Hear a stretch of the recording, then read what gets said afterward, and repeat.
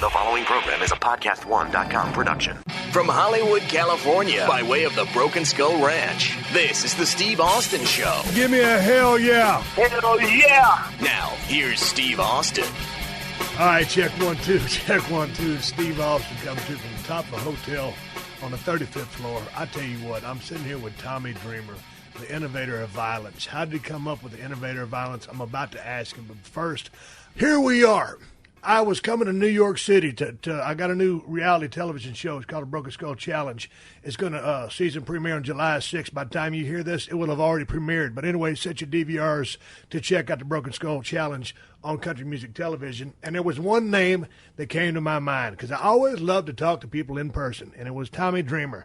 So, short notice, just like everything I do in my life, I called Tommy out of the blue and said, hey, man, well, you know how I got your number. I got your number from our mutual friend, Nicole Durazio. Nicole used to work in WWE. I've known her for a long time. She's the one who took care of me and had my ass in every single town and did all my flights and all my stuff for me. So I know she doesn't listen to the show, but cheers to Nicole Durazio, who was the savior of my entire career that I was with WWF. So here we sit, and you were able to put some time in your schedule for me. What's happening right now? You want to talk about the House of Hardcore? Because I want to start off with the here and now and then go back in time. You got it. I would love to talk about the House of Hardcore. I want to also talk about this. You know, it's not every day. You called me up the other day. I'm driving, and we you sound as serious as a heart attack. I'm like, man, what the fuck's going on with Tommy? Let me explain to you. I'm sitting in traffic, and all of a sudden, hey, Steve Austin. I'm like, yeah. In my head, yeah, right. Steve Austin's calling me.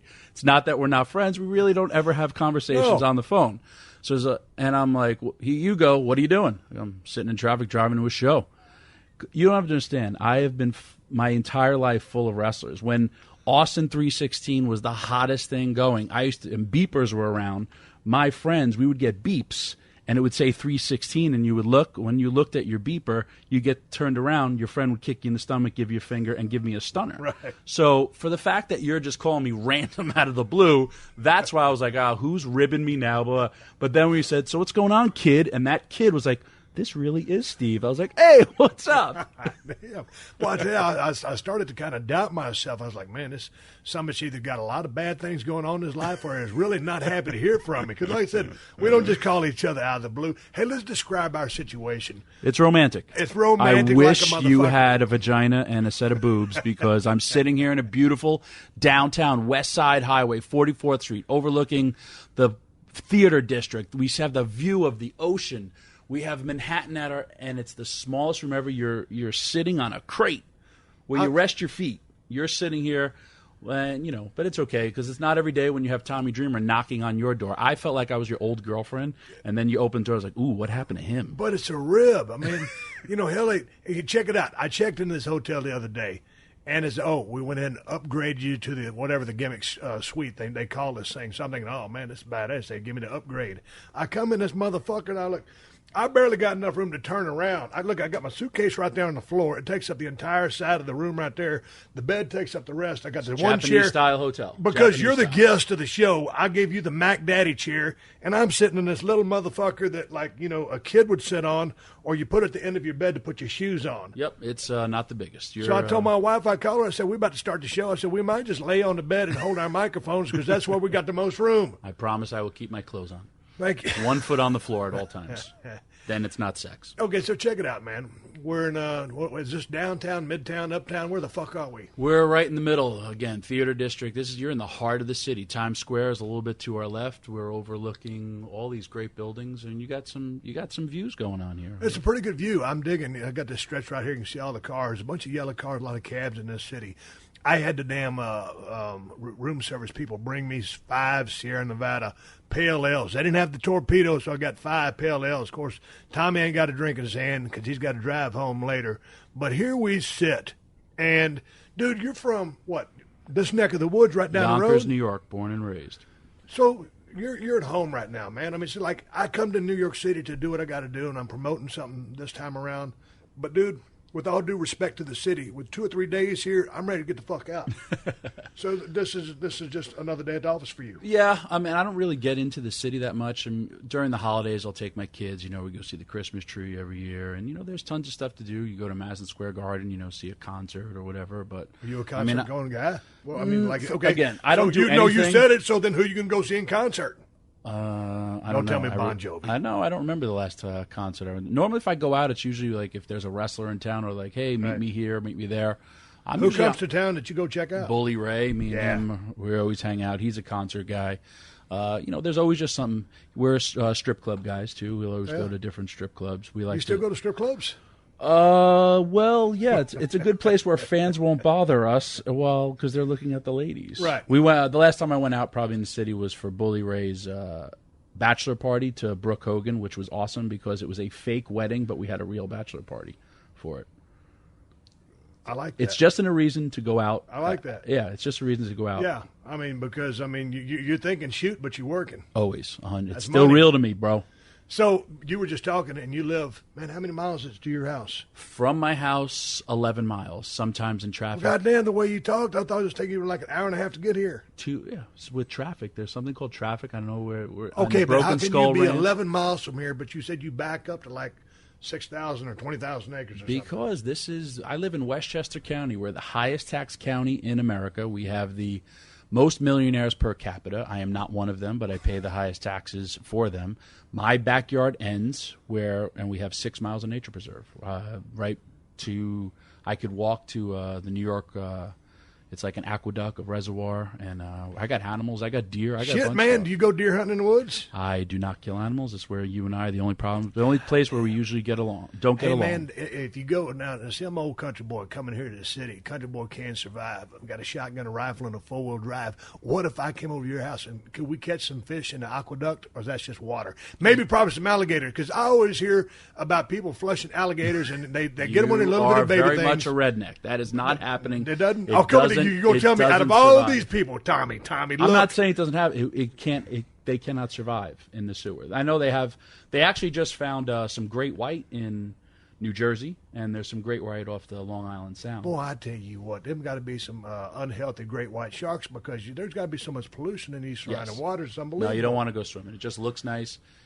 Actually, if this was your house, you would pay more money, because they would consider that a water view, even though you could barely see it. But and to the listeners out there of the Steve Austin Show, when Tommy was giving this panoramic description of all the beauty that is the Broadway district of New York City, you can see a cunt hair's worth of water right where that building in the middle down there splits it up. It's like the scenic of Friends, except we have a guy from New York and a guy from Texas. Hey, you see that thing down there that keeps flashing, 50 Shades? Yes. Did you read that book? No. I don't. Did you hear about the book? No, I only read wrestling. My life is still 100% wrestling. I'm probably the biggest fan. I only read wrestler books. I just finished. But did you hear about the series of books? And it was changing people's sex lives, because I guess the women read the books, they get all juiced up, and I guess they want to fuck their husbands more. Awesome. My wife read all 3 books. I ain't fucking no more before she read the sumbitches or after. No. So I don't know if it's just, is it a work or is it a shoot? Well, I guess you don't know because you read wrestling books. Yes, Tell me the last wrestling book you read. Stan Hansen. How was it? It was pretty good. I read it. It was a little long. Before that, I was reading about the Montreal territories. Yep. How did that grab you? Because did you remember all the names? Some of them ring a bell. I know Rougeau's, people like that, but no. I basically, I wrestle every single weekend. I'm actually just coming off 5 days of wrestling straight, and whenever I go to indie shows, there's have little vendors, and I'll see a book, and I'm like, I want that book. And do you consider yourself any bit of a wrestling historian? 100%. I've been a wrestling fan since I'm 9 years old. I have every wrestler, Inside Wrestling and Pro Wrestling Illustrated, from 1979 till 1992, and then I only started buying them if my name was in it, because then I was getting a big head, and then if there was just a picture of me, I still only buy them if there's a picture of me. But they cost like $10 now. Right. So yes, I do consider myself a wrestling historian. I have never lost the wrestler name game. Really? Yep, never lost. Explain to my fans the wrestling name game. The wrestling name game. We sit on the cars we used to drive all the time. And this is a time-killing exercise. We would sit there, and I played a little differently, and there have been fights because of this game. I have gone 9 hours straight playing this game where it was held to a draw, but I have yet to physically lose the game. Okay, explain the rules and how this works. We are driving down the road. We play the wrestling name game. You would say Steve Austin, and then it is my job to come up with a person's name who begins with the letter A. So I would say Arn Anderson. To add my own Tommy Dreamer twist to it, then you would have to say two wrestlers with the name A because I said Arn Anderson. So if you said Austin Aries and Awesome Kong, oof, that's, messes you up. And then it would be my turn to say, but at that time, it only goes back to one name. Correct. But if I would have said Austin Aries and another guy with two, it would be four. The greatest game ever, Christian, that creepy little bastard, know him. CLB. He named 13 Ks once in one drive. I couldn't believe it. I thought, this was after 4 hours. Christian and I have traveled together, and he would never want a room with me because he's just, I don't know, he likes to get his own room. But yet he would always call me to his room to rub Tanner on his back. And so I would go to my room. Dude. He didn't need to split money. He was rich. The Innovator of Violence in there in It's not gay. It's pro wrestling all the time. Okay. But there always was that moment when I would touch his back, and sometimes he would be, he didn't shave his back every once in a while. And you still get oh, man, this is still weird, bro. I love you like my brother, but this is weird. And he'd always text me, could you please come to my room and put Tanner on or the lower back? So I was responsible for his and it was funny. Edge would always be like, dude, you have the dirtiest tan. You don't look like you're tan. You look like you're dirty. And but that's because I was putting on. A couple of times I noticed that his back looked a little splotchy. And now I know the backstory to how and why that happened. The longest game ever of the wrestler name game was myself, Paul Heyman, Chris Candido, and Sonny driving to Lake Placid during the original ECW invasion. And we played for 9 hours. We had to stop the game, and we continued it. And Paul Heyman was disqualified. Now, how do you get disqualified playing a name game? Because you can say Joe Smith, yeah, and he'd be like, he was an independent wrestler from 1930 and the NWA champion. And this is before smartphones and all that stuff. So we disqualified him for that. Okay, got you. But now we have the rules that you can't go to your phone. But if there is a discrepancy, because, again, there's also a lot of independent wrestlers. Right. And so if there's a discrepancy where, I don't know about that guy, we go to Google, and then you Google the guy's name. Right. And so I've never lost. There has been Bubba has had me on the ropes. Matt Stryker has had me on the ropes. Christian has had me on the ropes. Christian and I have actually sat in our rooms and text each other answers back and forth. That's how nerdy wrestling fans we are. So to say I'm a wrestling fan, I'm a proud wrestling fan. Okay. I love wrestling. So Christian likes to get his rooms by himself. You didn't want to room with me. I know, but you've come up the hard way. Yes. You had to pay a lot of dues and room with a bunch of dudes. So now these days on the road, if you get out there, you try to room by yourself. You travel with a group of people because once you kind of started making a little bit of money in the business, I'm a loner, man. I always wanted to have my own room, but I always couldn't afford my own room.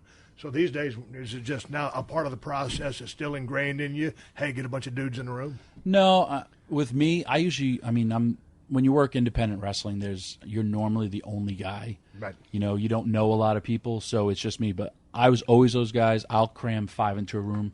With this room tonight, I would cram 5 guys into. If they needed sleep on the floor, let them save some money. I love the camaraderie. I love the business. Some of my favorite times are just chilling in rooms, or I've had some craziness going on. A lot of things happen on the road. Yeah. You go to a strip club, you bring the entire strip club back to your room. There's an orgy going on in the corner.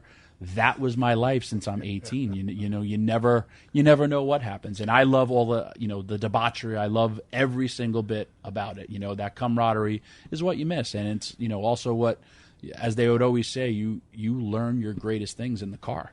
You talk about them. You think about it. I used to ride with Paul back and forth all the time. And right. That's where I learned so much. And it was, it was a great, amazing time of my life. And even still, when I sit in cars with, independent wrestlers, my life is I will get on an airplane. Some total stranger usually picks me up. And normally they were a fan or they tell me stuff. And I'm with this person for the next, few hours if the shot is, wherever. And they take me to my hotel. They, drive me back to the airport the next morning. So, I mean, I'm still very, very, into that whole camaraderie. And, if I'm now, lucky back in the day when you guys were cramming a bunch of dudes in a room, I've been there. Now, normally, for instance, for a while, it was myself, Mick Foley, and Diamond Dallas Page. Chronologically, Diamond Dallas Page was the oldest cat in the room, but the youngest guy in the business. So, therefore, because he was a young guy on a totem pole, he always got to pull away bed. Yeah. Yeah, and then we always split the room on even. But so how would you work the seniority status in regards to who got to bed? No, it was mine. I would always pull. My back hurts. I broke my neck. I broke my back. I never had a surgery. So I really can't sleep on the floor. And so most guys would always give me the bed. Or me and Matt Stryker just shared a bed. We were in Seattle. We went to the Mariners game. And I put the pillow in between us. Yeah. And I said, dude, you roll over towards me, or if you snore, I'll punch you in the face. Or when I'm on the road with TNA, I'll share a room. Me and Bubba have shared rooms. Okay, let me stop you. Hypothetical situation: you and Stryker laying in bed. Yeah. Let that breathe for a second. So, you and Stryker laying in a bed. He reaches over, inadvertently touches you. You said you would punch him in the face. Working punch? I would probably super kick and slap the leg. My wife and my niece just went to Mexico, and they were supposed to have 2 double beds. Of course, they messed up the room, and so they were stuck in a king, and they were going to wait on the double to open up. But they had such a great room with regards to being right by the swimming pool in the ocean, they decided to stay there. So my niece is very, very cute. She's a sweetheart. She's 21. But when they first got there, because there's a lot of older dudes showing up with younger gals, they thought my wife and my niece were a couple of dykes. Nice. So then when they built up the ledge, like you said, they rolled up a towel and made the divider of the bed. Then all of a sudden everybody understood what the deal was. Yep. It's funny. I remember we were in Fort Smith, Arkansas. This was in TNA. And it was me, Bubba, and Bobby Roode. Bubba has a sleep disorder. He walks in his sleep. He talks in his sleep. He snores. Is he as loud? Because Bubba's a loud human being. He's been doing some great work down there in TNA with regards to his promos and stuff.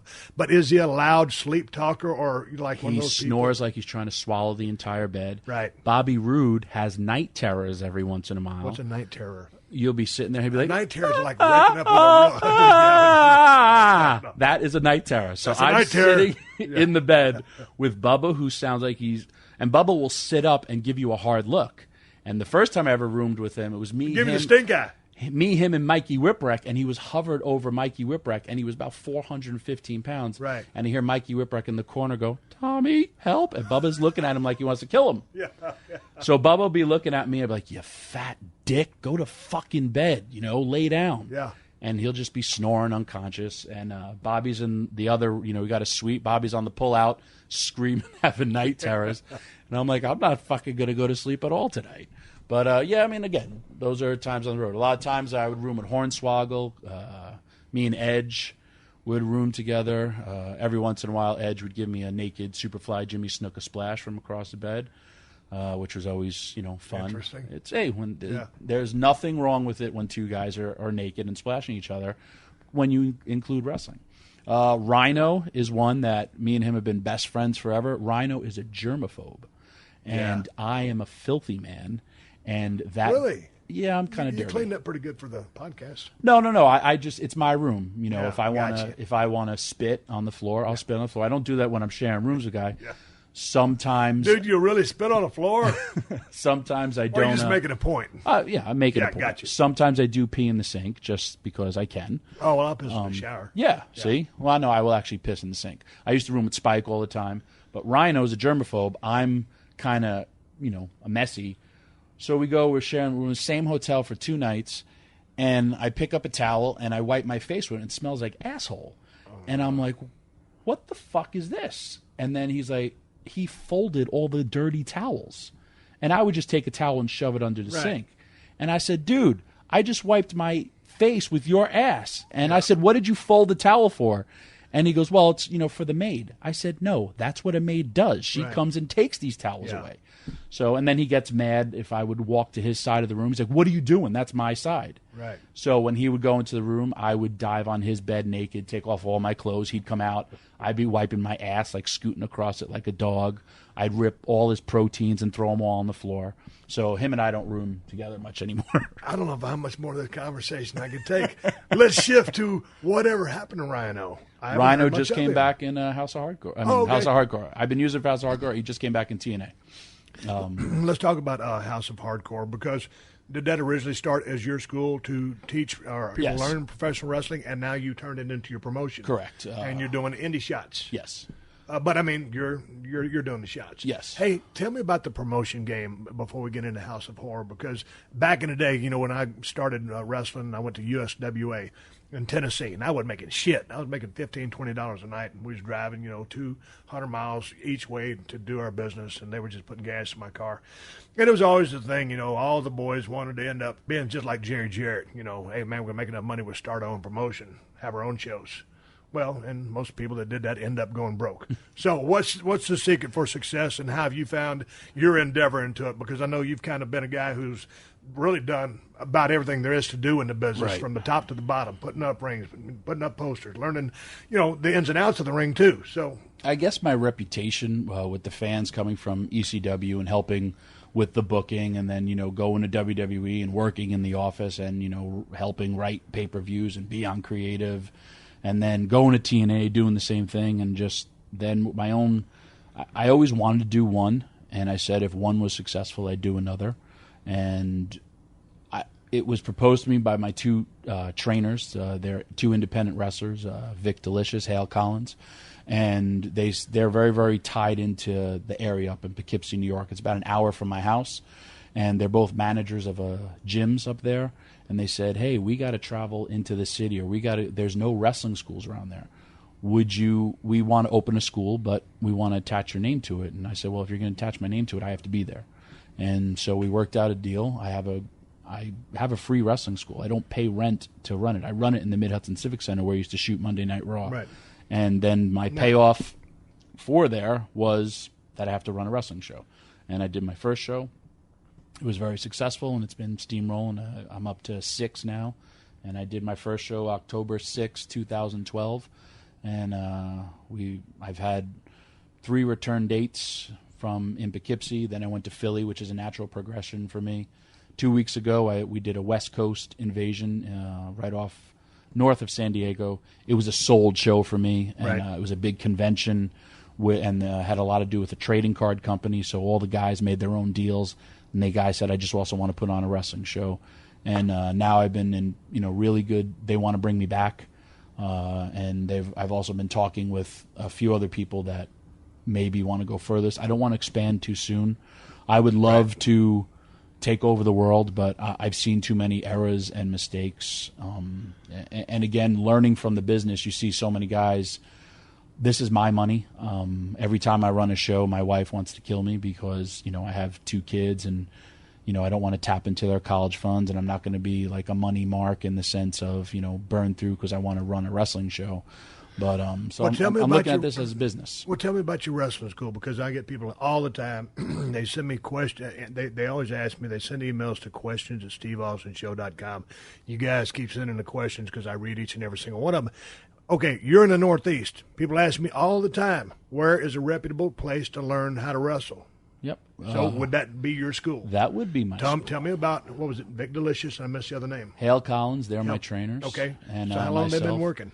Vic was in OVW. He was one of those guys he could do everything in the ring. He was like a mini Bill DeMott, and I still call him a mini Bill DeMott. But unfortunately, he's not the tallest guy. Right. Hale Collins was trained by my trainer, Johnny Rhodes, and he is a good-looking kid, 29 years old, should be in the WWE, 6'2", great body, except he can't talk.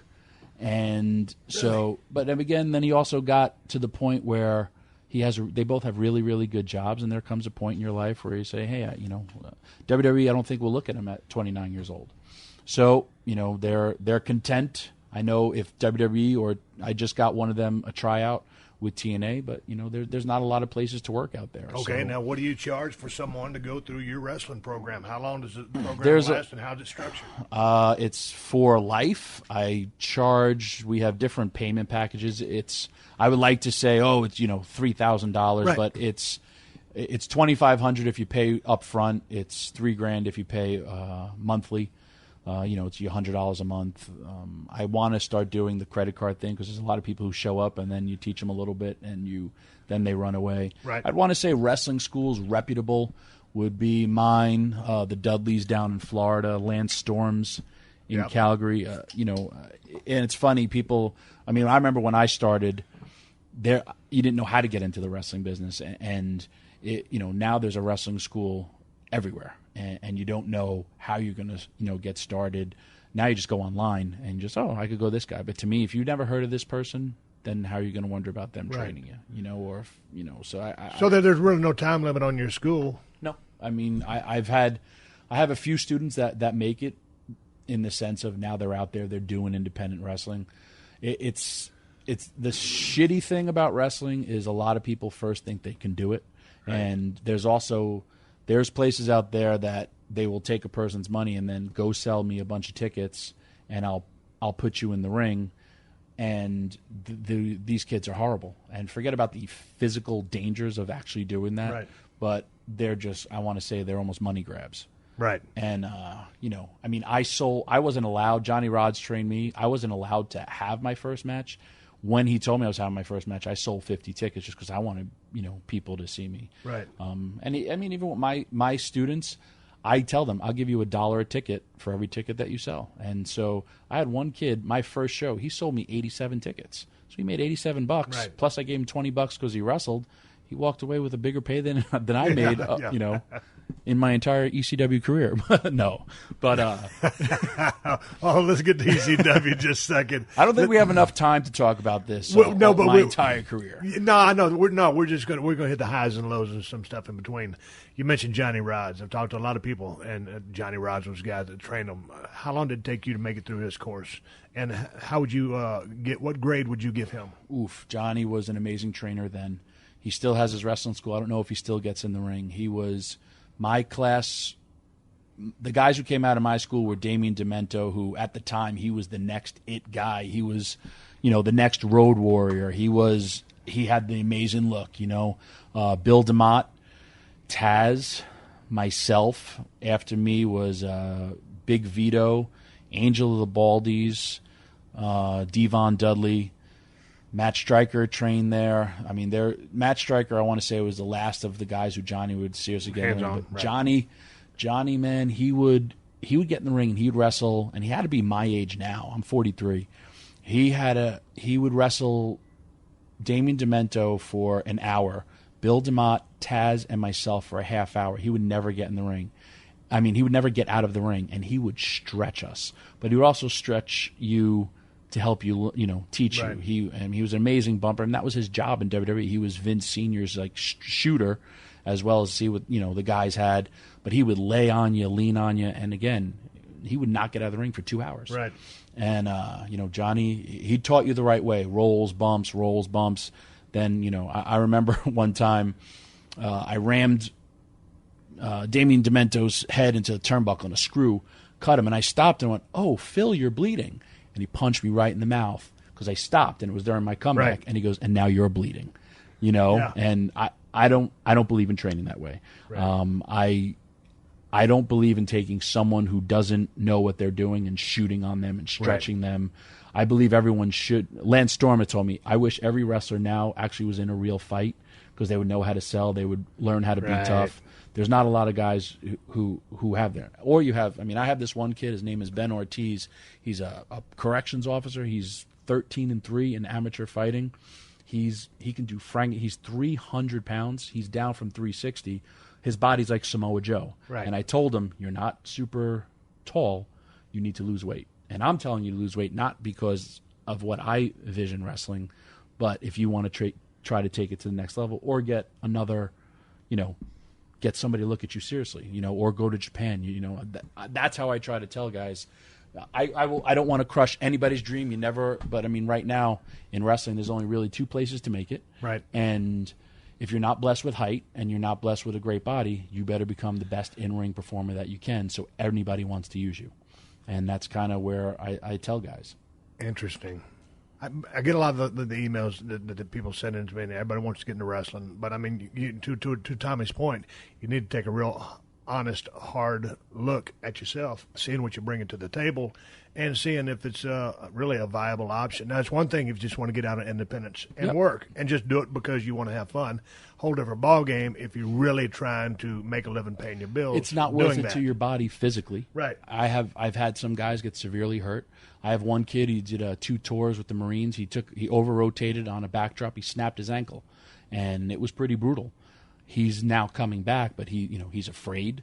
And I told him, listen, if you're going to continue to do this to your body, this stuff hurts. I mean, you broke your neck. I broke my neck. I broke my back. I've yet to have a surgery, but this is real. Okay. And you don't want to wake up, in all this pain and not to have any money, or look at it where, hey, I tell every independent wrestler I meet, there's nothing wrong with being an independent wrestler. You are pursuing your dream, and it's a great feeling to sign an autograph, take a picture with somebody, and someone may have paid to see you wrestle, which is a great feeling. But if you don't have a regular job, or if you don't, there's, like you said, take it serious or don't do it at all, because it's not worth it to you, your family, or your physical well-being. How long were you in Johnny Rod's school before he said, hey, kid, you ready for your first match? 3.5 months. 3.5 months. You have to understand, every Monday, every Monday and Tuesday, I was the first there and the last to leave. Right. I was there from 12 to 7, and this is all I've ever wanted to do. I wanted to be third base for the New York Yankees, and then I saw Bob Backlund wrestle, and it was a whole other story for me. All right. Talking about being a professional baseball player, and I saw Bob Backlund wrestle. I'm coming right back with Tommy Dreamer after a word from our sponsors. This is the Steve Austin Show.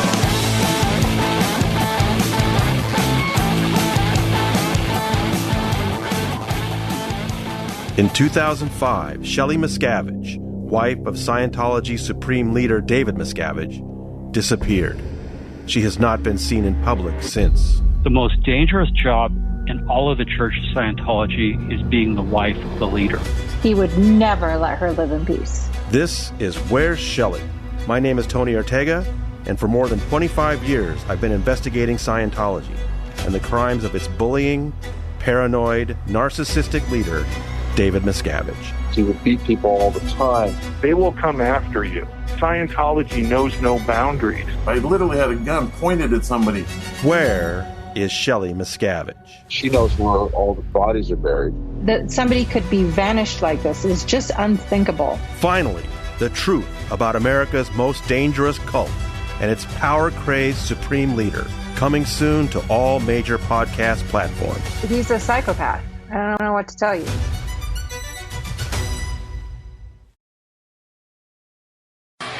Steve Austin. Unleashed. All right, coming right back with the Tommy Dreamer on Twitter. All right, so here you are. You're a kid growing up, and you're a big baseball fan, so you want to play third base for the Yankees. Yep, that's all I wanted to be a baseball player. Then my father was a big Rangers fan. Canadians game is... You're talking about New York Rangers, the hockey team. Is snowed out on Channel 9 here in New York, so they show wrestling from Madison Square Garden, and a wrestler named Bulldog Brower came to the ring, and here comes Bob Backlund. Bob Backlund, I was hooked. My life changed at that moment, and I saw him. How old were you? I was 9 years old. Okay. 2 months later, for my birthday, my father takes me to the Westchester County Center, White Plains, New York. I see Bob Backlund defend the WWF title against Cowboy Bobby Duncombe, and I remember Bob Backlund snapped my hand going to the ring, and I had a power. And coming back, I made a sign for Mr. Backlund and said Bob Backlund #1, and because I wasn't the smartest kid, it took me 2 pieces of loose leaf to tape it together. Yeah. I said, Bob, can you sign this for me? He said, kid, hang out for me, I'll sign it for you. Awesome. So now I'm sitting there, security's like, hey, you got to go. And I said, whoa, Bob Backlund is going to sign this for me. He goes, well, the wrestlers leave right out that door, so go there. Gives up right where the wrestlers leave.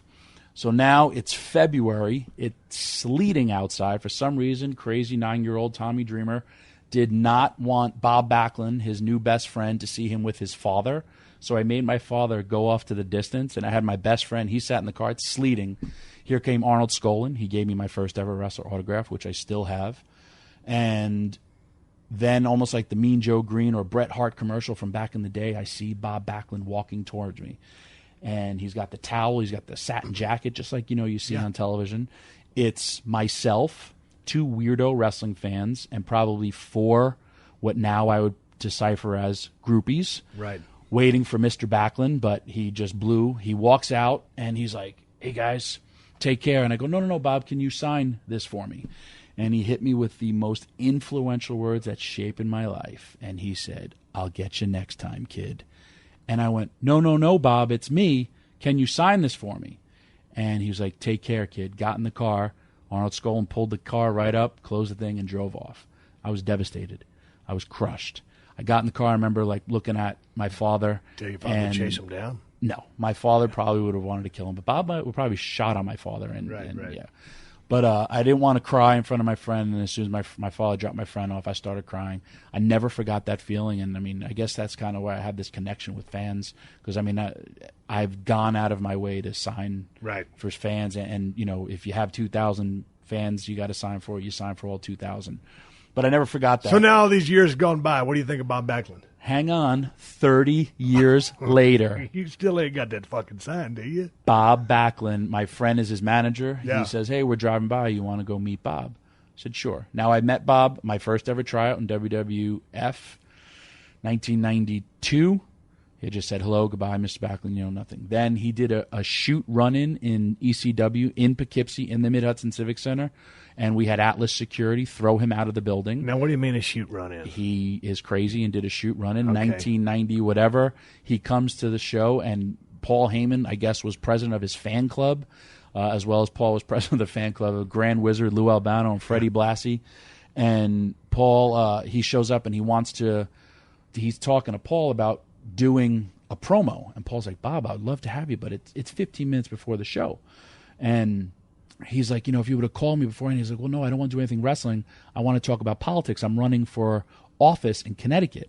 And Paul's like, well, Bob, this is New York, and I really can't put you on the show. And Bob's like, well, I really want to. He's like, Bob, I'll try to figure something out, but I can't.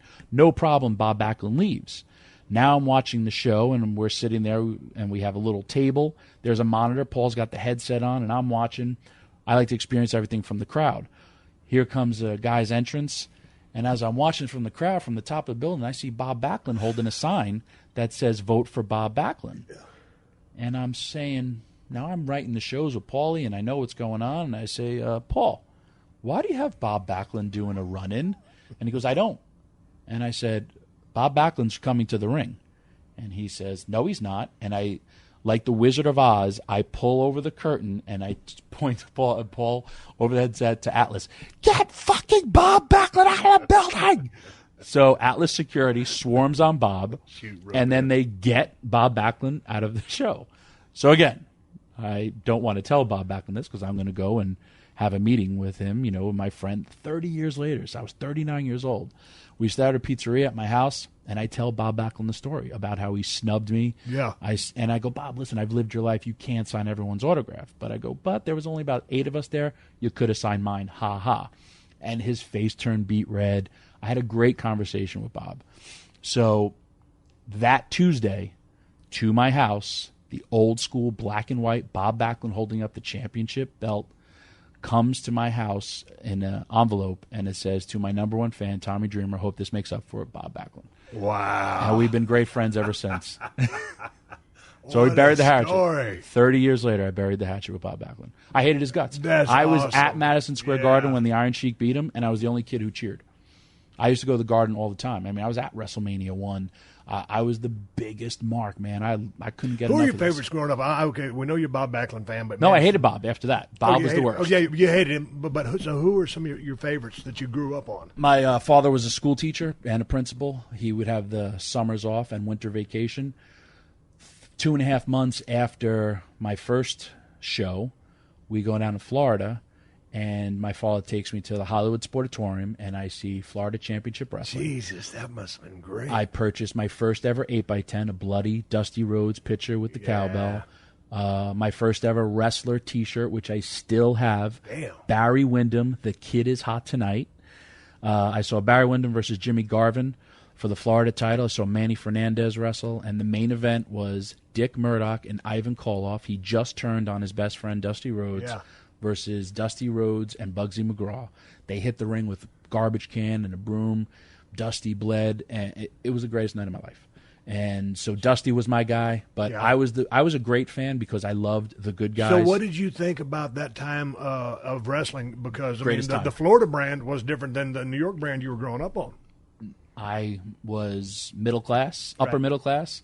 I had something called cable. My deal I made with my parents, every Tuesday night, Wrestling from Florida aired on the Spanish channel at 11 o'clock at night. Are you shitting me? And I used to watch it. My mother, every Wednesday, my deal was if I didn't wake up on time to go to school, I wouldn't be able to watch wrestling next week. So every Wednesday, I got up early. I was tired as could be, but Tuesday nights, I'd be watching wrestling. We had Southwest Wrestling here on the USA Network. I was one of the first houses to have cable. I watched everything. I would do Little League. Dude, that's funny because, back in those days, for the most part, you got what you had in your territory, in your area. Not here. I had everything. I had Mid-South. I had Georgia Championship Wrestling. I had Florida Championship Wrestling. Did you have World Class? I had World Class. Mid-South was doing some good stuff. You had to love the loaded Gucci bag and all that stuff. I had World Class. I had every single thing. The only thing I did not have, I had the AWA. The only thing I didn't have, and I'm getting all this I was a subscriber to the Wrestler, Pro Wrestling Illustrated. So the only thing I didn't have was Memphis. And then my friend worked at a video store, and he was getting all these tapes. He's like, it's called tape trading. And I'm like, huh? So now I'm sending VCR stuff. And the best was I would send this guy 6 hours of WWE squash matches, and he's sending me 6 matches of Memphis. 6 hours. At brawls and, Mid-South Coliseum. So I couldn't get enough. And living up here was a great place during that time because I saw everything. Okay, you saw everything, and you saw all the other promotions. So then really give me your top 3 territories that, as you grew up, that you favored. Florida Championship Wrestling, Mid-South, World Class. But the entire I have to say anything NWA was me. When I got into wrestling, I did not want to go to, and I started learning about the business, I did not want to go to WWF. I wanted to go to Japan or I wanted to go to WCW because those were the working territories, where WWF at the time was all, characters and stuff like that. The NWA is where you want to go. Georgia Championship Wrestling. Right. I still, to this day, I watch one wrestling match a night. I'm ridiculous. If I have an obscure reference or I think of something, I will go, like tonight, because I'm here with you, I will watch something Steve Austin. Right. And just to make me still love something that I've loved for so long. And, I'll turn around and then next second be like, oh, it's 4 o'clock in the morning and I'm still on YouTube watching wrestling. I should be watching porn or watching something else. But no, I'm watching wrestling like a maniac and, still learning and still doing One promotion anything. you did not mention was Houston Wrestling from Paul Bosch. I never got that. Okay. I only would get that from tapes. Right. But that wasn't national, They would show it every once in a while, through World Class, or they would show it, Junkyard Dog is coming here. So when did you decide that you had to be a wrestler? 9 years old. 9 years old. Okay, you go through the school. You end up getting a little start. It's a little like an what was it? IWCCW. It's hard for me to say it because I'm used to saying International WCCW. World Class Championship Wrestling. So, but you start off ICW. as a young T.D. Madison, white meat babyface.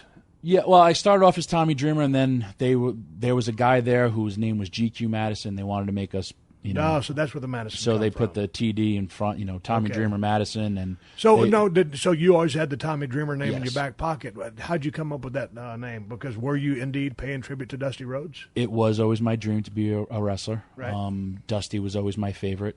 My other choice. The night before the day of my match, you think of what your name's going to be.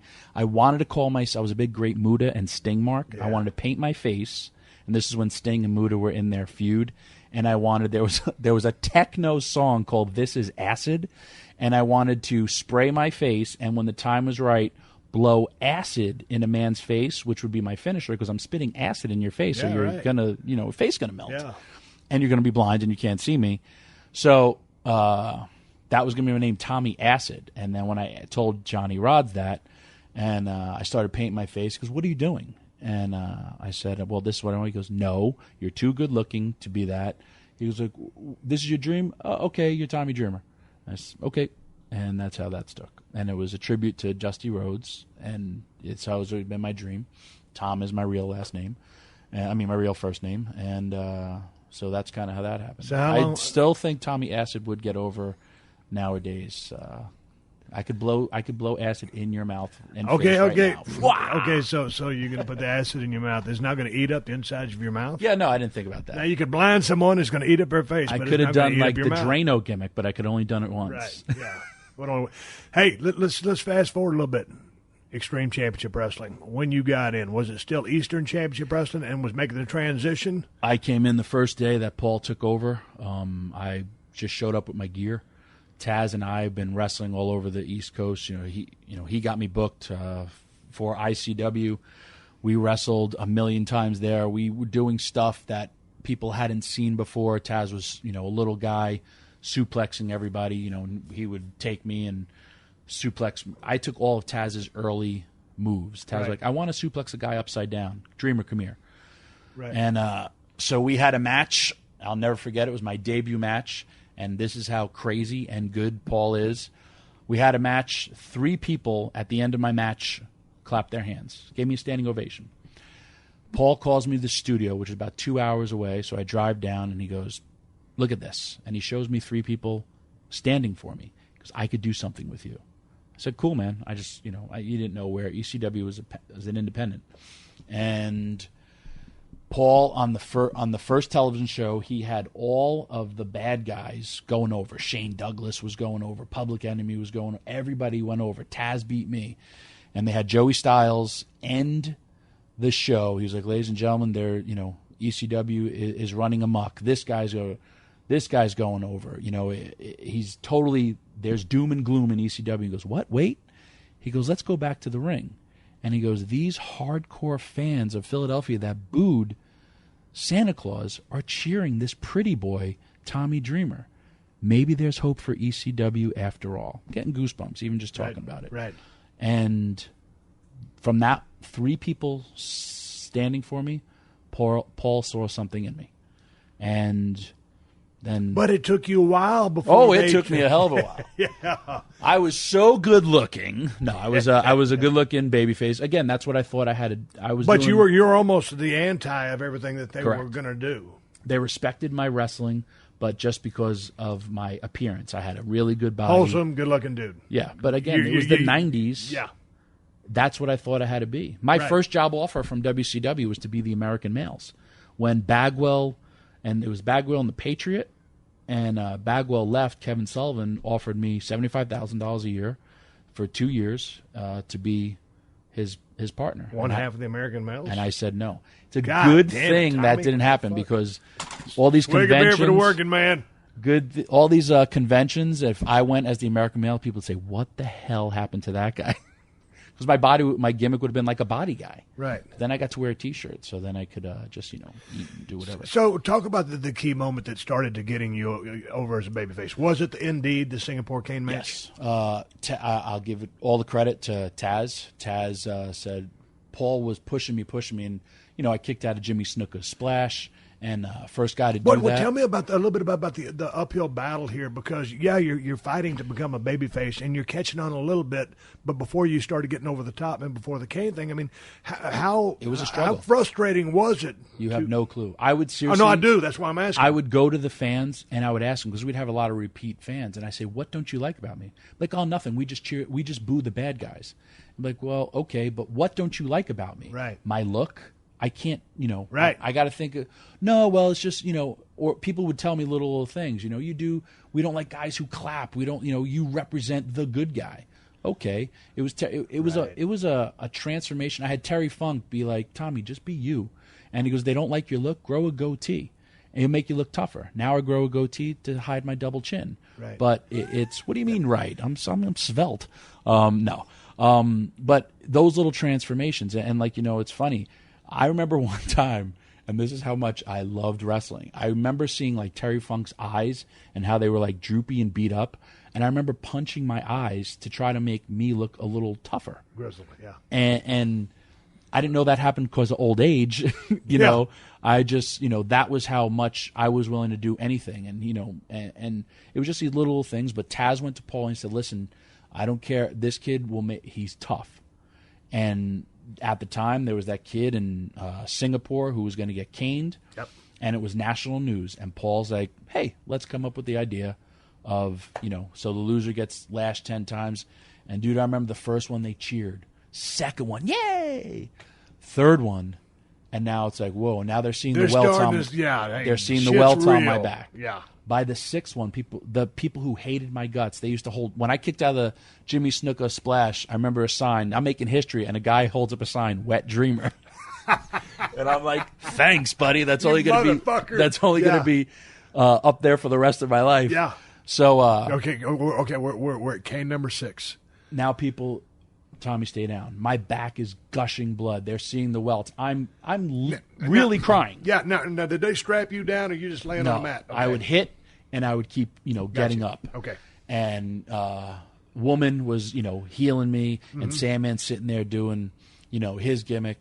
By 7, people are screaming to get down. There was girls crying in the audience, and then by the time I got up, it was so emotional. I remember looking at Sandman, and Sandman's bottom lip was quivering because we knew this was something. Yeah, and I feel it. He's really caning me. I dig it. This is, I remember the movie The Passion of Christ, where they're depicting a caning. They're acting it. I was really getting caned. Right. And I go back and look at that now. That was a real cane. It wasn't gimmicked.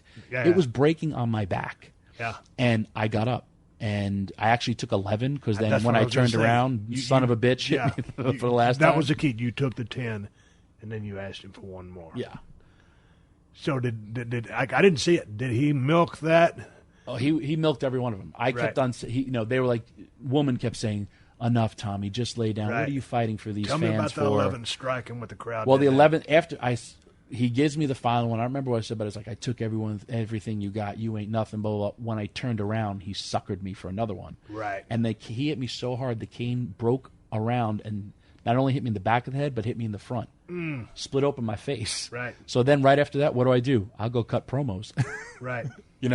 So that was that, and that was the beginning of, holy shit, this guy will do anything for us. Right. And then the moment, and I can remember Paulie looking at me almost like a father, proud of his kid, and he hugged me and he embraced me. It was the night I pile drove Beulah. Right. It was my feud with Raven, and he showed it all the time. I was in the crowd, and I was chanting ECW. My face was bloody. Yeah. I hit my pose, and he grabbed. When I came to the back, it was like seeing your son hit a home run, winning the World Series of a Little League game, and he grabbed my hands and he said, "Once you're over, these people will believe in you for the rest of your life as long as you don't ever let them down." And I never did.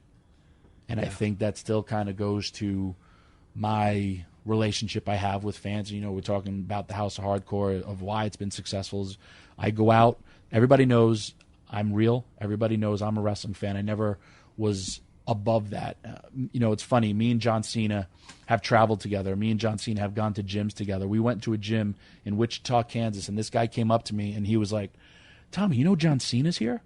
And I was like, "Yeah, I travel with him." People view me as Tommy from their gym, Tommy the regular guy. And it just happened to us. You and I just took that picture. The guy said, "Hey, can I take a picture?" He tapped me on the shoulder. He's like, "Thanks, Tommy." He didn't ask for a picture with me. Yeah. He knew who I was, but he wanted the picture with you. I was never that superstar. I was the guy. But I remember, again, all those little tweaks and little things. I remember with Paul's like, "You ever watch Arn Anderson? You ever watch Hulk Hogan?" Hulk Hogan walks out there. He points to the top of the rafters, even if there's nobody there. So I would walk out the ECW arena, and I would look up. I would look to my left. I would look to my right. And I would be like, "Wow, this place is packed." He goes, "That gives you a great presence on television. That also gives you a presence that everyone's looking at you." Right. And then he'd be like, "You ever watch Arn Anderson? Arn Anderson comes to the ring. Everybody's afraid of him. Guys want to punch him, blah, blah, blah. He'll give a look, and guys back up. What does Arn Anderson do as a babyface different? Nothing. Those same people that are reaching to punch him are the same people that are clamoring to touch him. Right. And because I remember when, again, a struggling babyface, I'd go out there, I'd put my hands to slap their hands, and the fans would have their hands there, and they'd pull their hands away. You look like a real douchebag on television. Yeah. But again, that was Paul just taking little nuances of different guys and giving it to me. What this business is missing, especially on the indies, is veteran leadership. I can look around. I used to travel with Paul Heyman. I had Mick Foley. I had, on the indies, I had Tony Atlas, who would help me all the time, telling me, kid, don't take drugs. Kid, don't do this. Kid, I'm living in a YMCA. Save your money. I had, in ECW, Paul Heyman, Mick Foley, Terry Funk, Kevin Sullivan. How can you not learn in that locker room? I had Sherry Martel running around, or talking to me, or, hey, Sherry, you want to take a car trip? How do you not learn from any of this?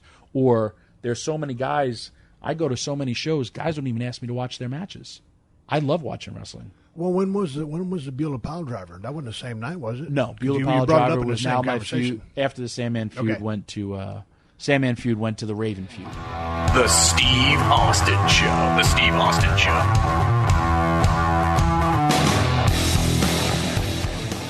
Hey, man, do you own or rent your home? Sure you do, and I bet it can be hard work. You know what's easy? Bundling policies with Geico. Geico makes it easy to bundle your homeowners or renters insurance along with your auto policy. It's a good thing, too, because you already have so much to do around your home. Go to geico.com, get a quote, and see how much you could save. It's Geico easy. Visit geico.com today. That's geico.com.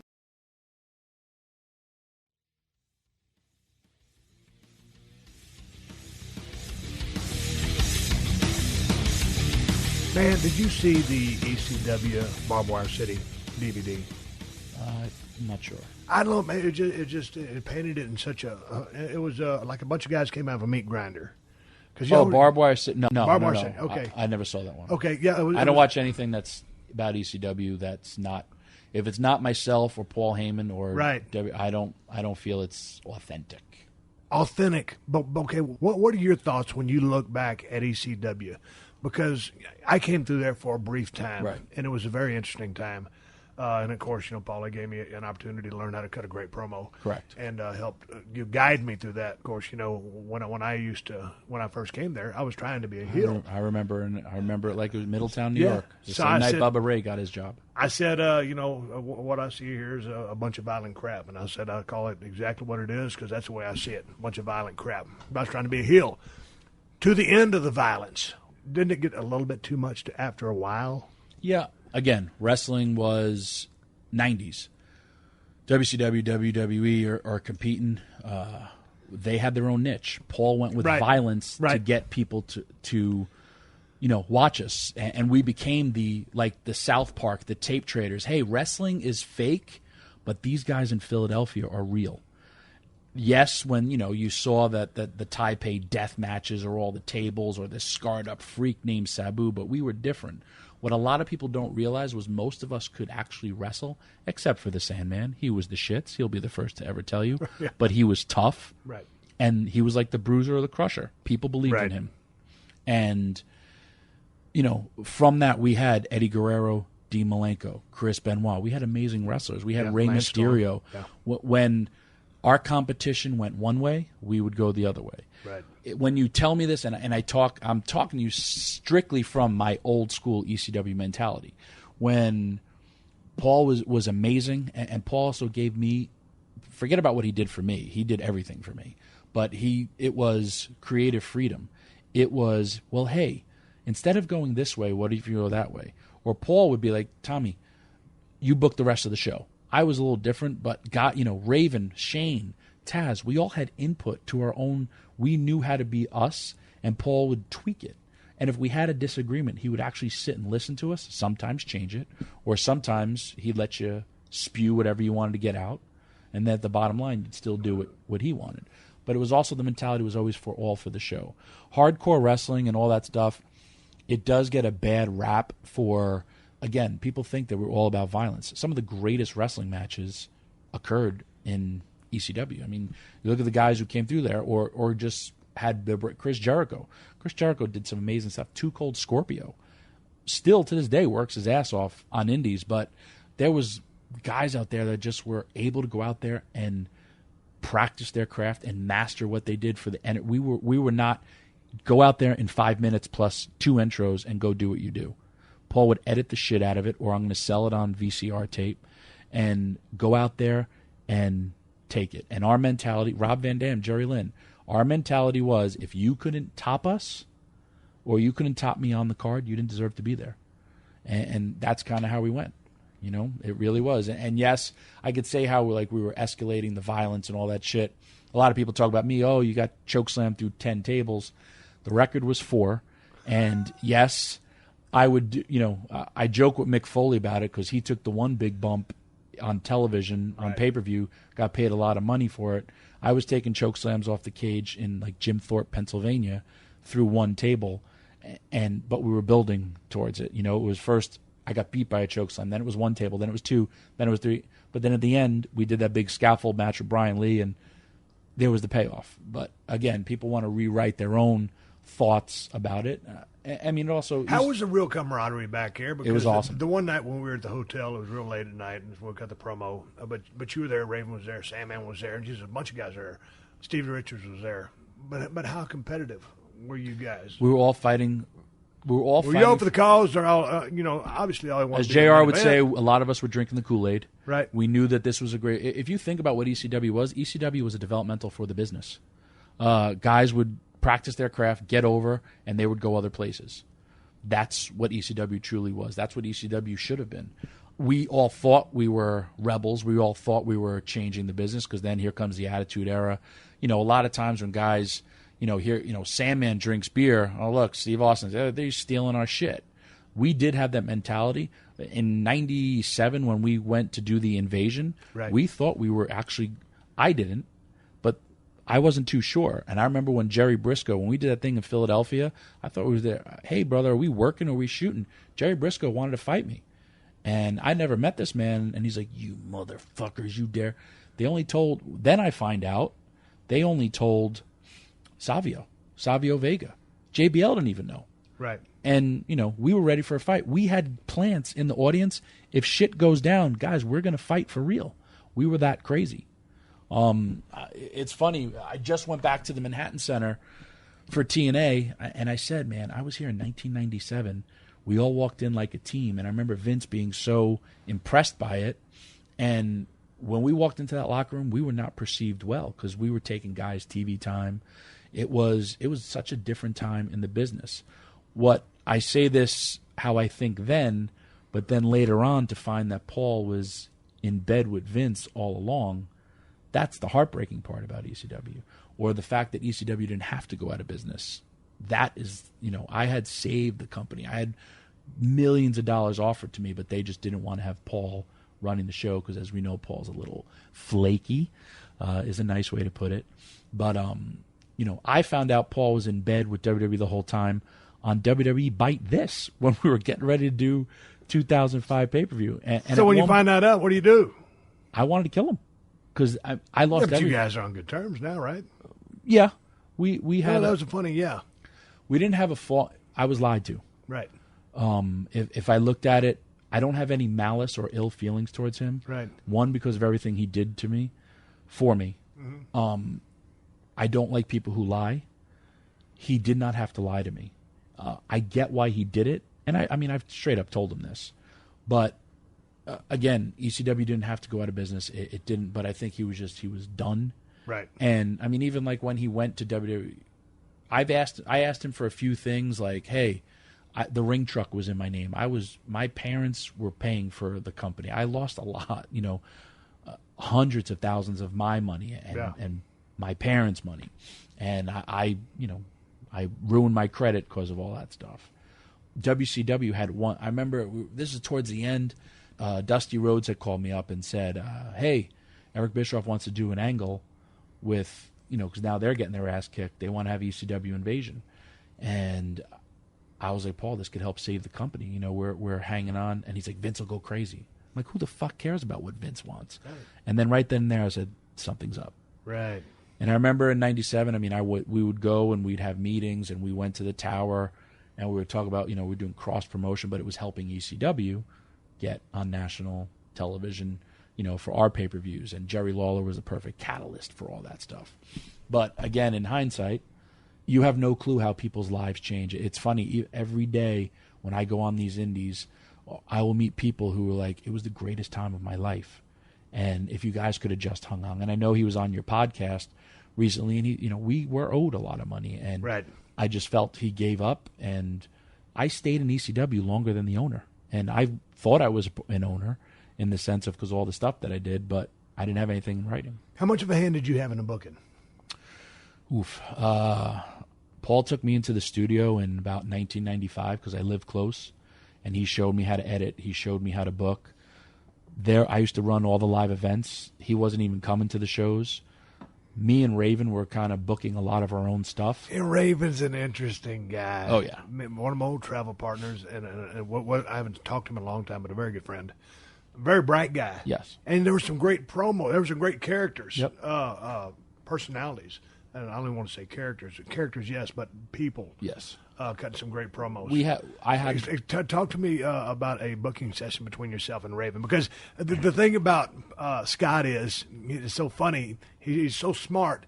He'll overthink things so many times. Yes. He'll go back to square one. Yes. You know, after he went by it and made it better 6 times, he'll go back to the original idea. The first run of him there was a pleasure because he was trying to get away from the Johnny Polo. Right. Everything was great. His second run, we kind of butted heads a lot, and I knew he was only there for a short term because he wanted to go back to Vince and all that stuff. Yeah. And he had also, you have to understand my mentality then. He left, I stayed, and you were going to stick it out. I would have, if ECW never went out of business, I would have still been there. Right. Still to this day. It was. So what was that when the hammer came down and, hey, it's over with? Worst feeling of my life. Suicidal. Really? When I tell you suicidal, I was straight up. I was 29 years old. My life was over. I felt I had nothing. I had no job. I went to the Springfield show to say hello to Bubba and Devon, and Bubba is trying to get me a job. And Paul calls me up and tells me I'm starting with WWE tomorrow. Meanwhile, the whole time he was telling me that we're going to try to, save the company. We're still getting on television. And when I tell you ECW had to go out of business, I had people who I was offered $110 million they wanted to purchase ECW, put it on television. The one thing that Paul did not lie about was these people wanted to take ECW, get the time slot that WCW, and put ECW on there. They didn't want Paul running it because they felt he was shady, all that stuff. I was going to run it. And I straight up said, Paul, I'll never fuck you over. I'll be your boss. I'm not going to be the boss. It's going to be exactly the way it is. And you go from $110 million. I just bought my dream home with, that's all I really want to do is buy my mom and dad a house. And I was living in it. And I went from the ultimate feast to the ultimate famine. And it's funny, here in New York, me, 2 other people that were running the business of ECW, we're sitting there and we're waiting for Paul to talk about here's a loan of $110 million.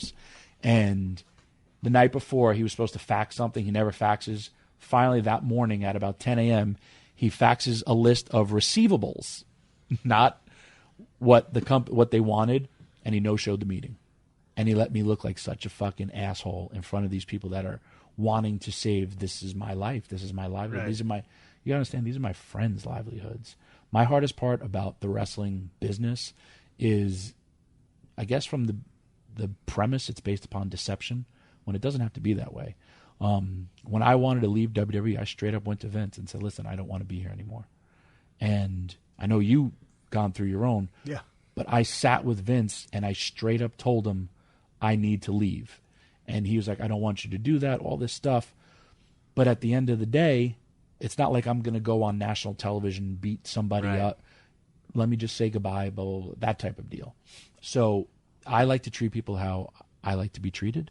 And you don't need to lie and bullshit and do that to people. Because I've seen, when ECW went out of business, I saw my best friends, I seen their girlfriends leave them. You know why? Because they're not famous anymore. I saw, Straight up. Yeah. And these are guys who, my one friend was, I'm not going to say who he is, but he was thinking of proposing to a girl. And then all of a sudden, she starts acting weird because he ain't on TV anymore. Thank God he didn't marry her anyway. But everybody's lives were affected by that. And it was affected by one person's decision. And it's funny, like in TNA, I'm fighting so hard because the business needs TNA. The business needs House of Hardcore. The business needs so many different things, because if not, the business won't survive. Honestly, I'm a big baseball fan. I like the Yankees and the Mets, or the Yankees and the Red Sox, but I don't want to watch them every single day. Right. I like diversity. I want to see new characters. So what happens with the offer, the $110 million offer? You got the receivables in, you're at the meeting. When you no-show a meeting, and bottom line, if I want that beer, if I offer you $110 million for that beer and you don't want to sell it to me, or you just, I can't buy it. Right. So it went away. So it goes away. You're suicidal. The worst. What were the other boys' thoughts? I mean, everyone Rush crumbled. Yep. Did you lose your house? Did you save it? I had saved it, and about 7 months later, the crash of the WCW angle on television, and Jim Ross, during that time, and I'll never forget, and honestly, man, if I didn't have my parents, I probably would have either killed Paul or killed myself, or both, and I was nuts. Right. And Jim Ross called me up, and he said, "Hey, Tommy, it's Jim Ross. We're going to bring you in. I just need you to hang on, kid." And that was my only hope. And I was working tons of indies. I was depressed as can be. I think the only good thing about being depressed was I had lost a lot of weight. I was probably, when I went to WWE, I was like 228, in the best shape of my life. But just because I was so focused on, you have no clue. Actually, you do have a clue, because you went from top of the business to breaking your neck. But then picture WWE dumped you, and you have nothing. Yeah. That's where I was at. You have to deal, and most people don't. I was 29 years old. Yeah. I wasn't even 30. What was your thoughts when you first entered the WWE? I wasn't in Kansas anymore.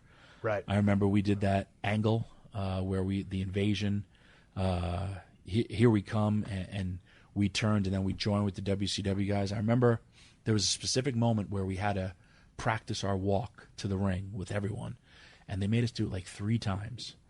Boy, that sucks ass, doesn't it? Yeah. Well, we're coming from the fans. We had to go, how are we going to hop in? And I didn't realize, I thought they were ribbing us. I was very defiant, and that affected me big time in my first tenure in WWE. Right. It also, most people thought, when I first was there, they were wanting me to go right into the office. And I was like, well, I'm 29 years old. I like to wrestle.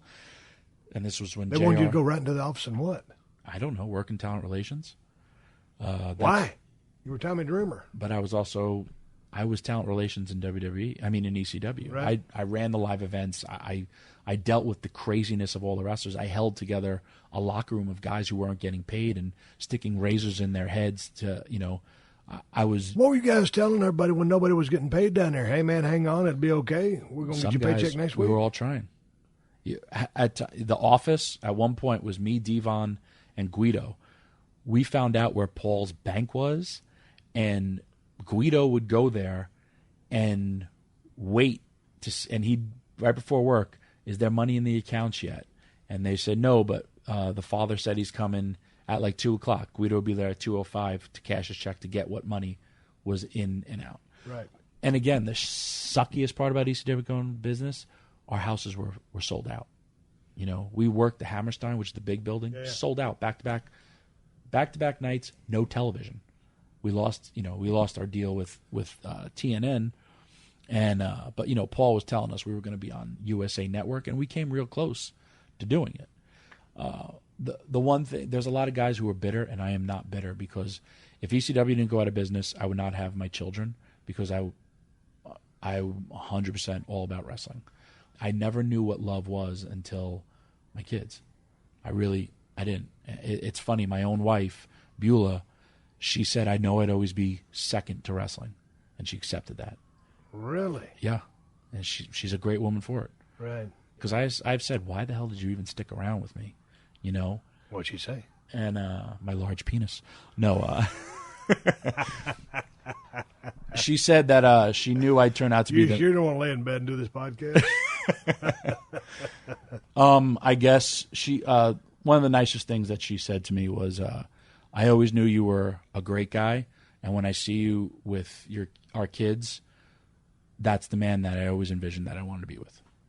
And so that was cool. It worked out for her. I always tell her she won the lottery. Look at me. I'm a prize. I'm an Adonis. Hey, man, through all the bullshit you guys been through now, how long you and Beulah been together now? We were married, I don't know, 2000. I don't even know. How's that? 2004? It's okay. Nobody listens to this podcast anyway. Yeah, no. 2000. So what's the secret to the happy marriage? You've I'm away a lot. Go of it. I'm away a lot. The secret to a happy marriage, I want to say the best part about her was she was in the original ECW. Right. And it's funny, I was telling Edge this story where this was right before our first ever pay-per-view, and a young lady I was all about the debauchery, servicing at least 10 of the wrestlers. Yeah. And I'm telling her the story, and then she claimed rape. And we had to go and find this girl. And then this young lady, who I knew, I found her in my friend's room who was passing out on the drug Soma, and she was blowing him. And his eyes were closed, and this girl was still going to town on him. And I walked in there with the police officers that this girl had accused us of rape and then disappeared. Right. And I said, I would like to press charges on that girl because she's raping my friend.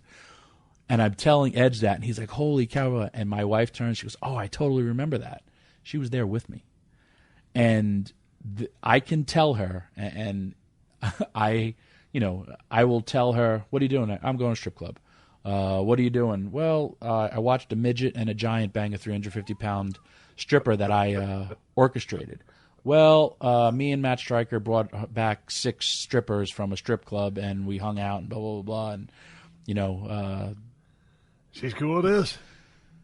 She was very cool with this, but she hit me up. It's funny. When am I going to grow up? And she's right. And to talk about how bad, I don't drink. I never did drugs. I was always been straight up. My vice was always women on the road. And to tell you about the karma gods, I have twin daughters. That's how much I got doubles a zing. That's how bad I was. A proud overachiever. But she has been there through thick and thin and always supported me, and she's awesome. She's still, it's funny, she recently got hurt at one of my House of Hardcore shows, and she got a bad concussion, and Lance Storm clotheslined her. And Lance Storm clotheslined? She just took a bad bump. She hasn't taken a bump in forever. Lance is like... Yes, I know. Pigeon bones. Yeah. And she's been feeling the effects of that still, and this was a while ago. And she said, I'm 43, she's 44, and she said, I'm a mom, I shouldn't be doing this anymore. And it's a bigger picture. We have 10-year-old girls. There is. For me, going to the Manhattan Center recently, and I knew I was coming back on TV, and we are going to have this crazy hardcore war. And right before I left, she gives me a hug and a kiss, and she goes, remember, you're 43. I know you think you're 23, but you have 2 kids that rely on you.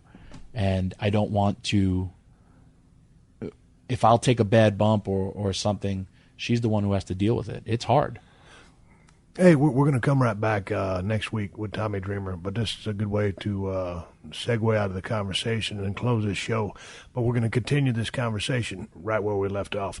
I want to thank Tommy Dreamer to come to my little bitty tiny ass. It's even more romantic now because it's at night. The lights are down. It's dark. 50 Shades is a great thing. We're holding hands, and I got beer. And who knows what's going to happen? I don't think his wife is going to care. Anyway, that's bullshit. We're 2 straight guys shooting the shit. All right, everybody, that's going to bring my conversation to a close with Tommy Dreamer. Part 2 is going to be coming next week. There's too much conversation just to fit into one show. Hell, we was crammed up in that little bitty hotel room in New York City overlooking the theater district there, having a good time. So still got to talk about the Innovator of Violence gimmick, his departure from WWE, and what he's currently doing with both TNA and his own House of Hardcore. Lots more next Thursday with Tommy Dreamer. This has been a Podcast One production. Download new episodes of The Steve Austin Show every Tuesday at PodcastOne.com. That's PodcastOne.com.